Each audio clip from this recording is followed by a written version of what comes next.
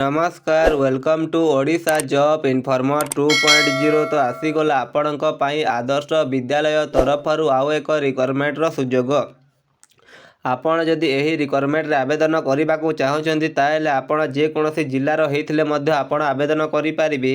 आपण को मु एही वीडियो रे एही रिक्वायरमेंट रो एज लिमिट कोन रहिबो, कैटेगरी को कैटेगरी पई केते पोस्ट अछि, सैलरी केते रहिबो, लास्ट डेट केबे अछि, हाउ टू एप्लाय केमिति आवेदन करि पारिबे, डॉक्यूमेंट को डॉक्यूमेंट लागिबो, सिलेक्शन प्रोसेस कोन रही अछि मु आपनको सब जणै देबी। तो आपण एही वीडियोटी को शेष पर्यंत देखंतु।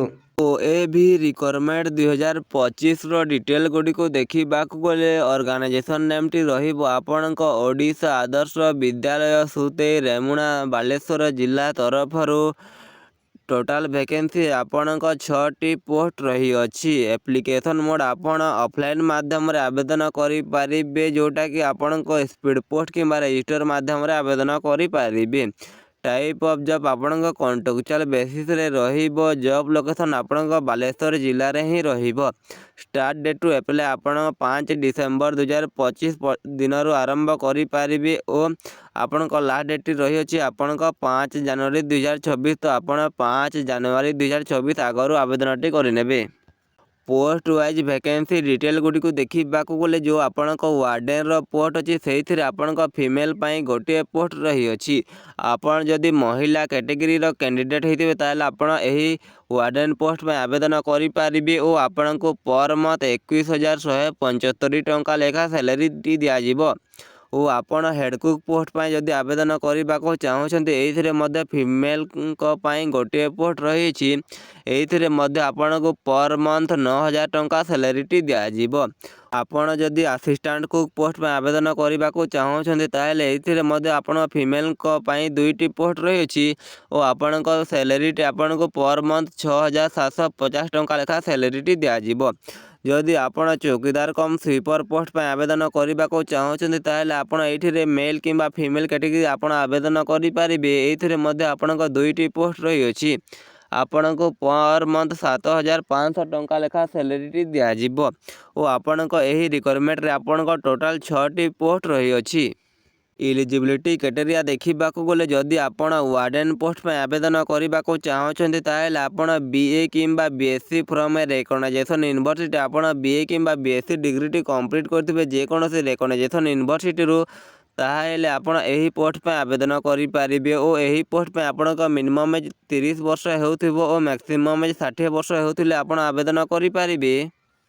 जदि आपण हेड कुक पोस्ट पे आवेदन करिबा को चाहउछन्ते ताहेले आपणको एथिरे कोनोसी भी क्वालिफिकेशन मागी नाही। गुड कुकिंग फॉर एक्सपीरियंस आपण भलो रांधी जानिथिले आपण आवेदनटी करि पारिबे ओ आपण गैस रे रांधी जानिथिबा दरकार ओ आपणको मिनिमम एज 30 वर्ष ओ मैक्सिमम एज 40 वर्ष हेउथिले आपण आवेदनटी करि पारिबे।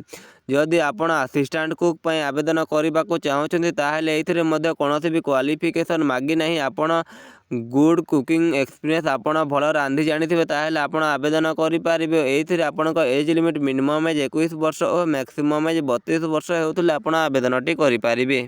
चौकीदार कम स्वीपर पोस्ट पई जोटा आपणको मेल और फीमेल कैटेगरी को पई रही अछि। एथिरे आपण मिनिमम 10 टी पास करथिबे जे कोनोसी रिकॉग्नाइजेशन बोर्ड रु ताहेले आपण आवेदन करि पारिबे ओ आपणको एज लिमिट देखिबा को गले मिनिमम एज 21 वर्ष ओ मैक्सिमम एज 32 वर्ष हेउथिले आपण एही पोस्ट पई आवेदनटी करि पारिबे। इम्पोर्टेंट डेट गुडी को देखिबा को गले एही नोटिफिकेशन टी आपणक 5 डिसेंबर 2025 दिन रिलीज हेतिला ओ एप्लिकेशन लास्ट डेट आपणक रही 5 जनवरी 2024। तो आपण 5 जनवरी 2024 आगरु आवेदनटी करिनेबे। सिलेक्शन प्रोसेस देखिबा को गले प्रथम आपणक एजुकेशनल क्वालिफिकेशन रो स्क्रीनिंग करा जिवो। ताहा साइला पर आपणक एक्सपीरियंस देखा जिवो। आपण एक्सपीरियंस को देखि सारला पर आपणक रेसिडेंशियल सर्टिफिकेट देखा जिवो। ता देखि सारला पर आपण जदि से कुकिंग पोस्ट पे आवेदन करछन्ती ताले आपणक कुकिंग रो प्रैक्टिकल टेस्ट करा जिवो। ताहा हे सारला पर आपणक गोटे इंटरव्यू हेबो। इंटरव्यू टी क्वालिफाई कर सारला पर आपणक सिलेक्शन टी दिया जिवो। ताले आपण फाइनल सिलेक्शन टी पाई पारिबे। How to apply for OAV requirement 2025 offline आपण केमिति आवेदन करि पारिबे। तो स्टेप नंबर 1 रे download the official note application from प्रथम आपण ओएवी बालेश्वर जिलार ऑफिशियल वेबसाइट को विजिट करेंगे। विजिट कर सारा पर आपण से वेबसाइट रू ऑफिशियल नोटिफिकेशन टी को डाउनलोड करने। डाउनलोड कर सारा पर से नोटिफिकेशन टी को भल भाव में पढ़े। पढ़ी सारा फिल दी फॉर्म क्लीयरली आपण से एप्लिकेशन फॉर्म टी को भल भाव फिलअप करेंगे। फिलअप करने आप निजर accurate detail qualification personal detail सबुगुड़ी को फिलअप करेंगे। फिलअप कर सारापर आपड़ से निजर एजुकेशनल सर्टिफिकेट क्वालिफिकेशन सर्टिफिकेट गुड़ी को अटैच करेंगे। एक्सपीरियंस सर्टिफिकेट अटैच करेंगे। रेसिडेंशियल सर्टिफिकेट अटैच करेंगे। एड्रेस एज प्रूफ रे आपण 10th सर्टिफिकेट अटैच करेंगे। 2 पासपोर्ट साइज फोटोग्राफ लगे आपड़ अटैच करेंगे।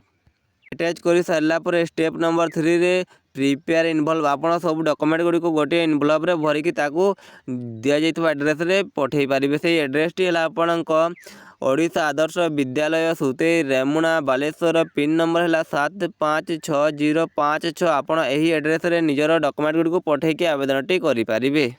आपनकु एही वीडियो रे किछि इन्फॉर्मेशन मिलिथिबो ताहा हेले आपण एही वीडियो टी को लाइक करिकि आम चैनल टी को सब्सक्राइब करिदेबे एमिति जॉब रिलेटेड वीडियो देखिबा पई।